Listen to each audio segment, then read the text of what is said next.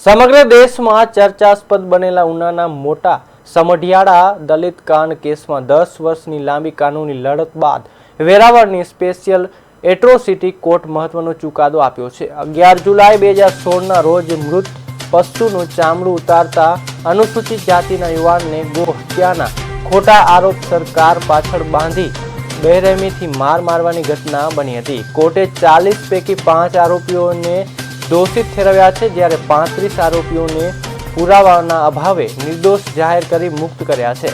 Special जज जे पंड्याए सरकारी वकील द्वारा तपासमां आवेला 240 साहेदो अने दलीलोने ग्राह्य राखी रमेश भगवान जादव, राकेश रसिक जोशी, नागजी डाया वाणिया, प्रमोद गिरी गोस्वामी अने बळवंत गिरी गोस्वामी ने आईपीसी अने एट्रोसिटी एक्टनी विविध कलमों हेठळ दोषित जाहिर कर्या छे।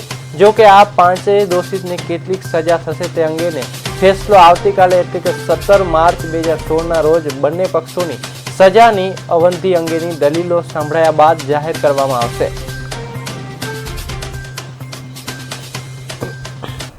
आ काममां तकसीरवान एवा 5 आरोपीओने सामे सजा संभळाववा माटेनो हुकम फरमावेल छे।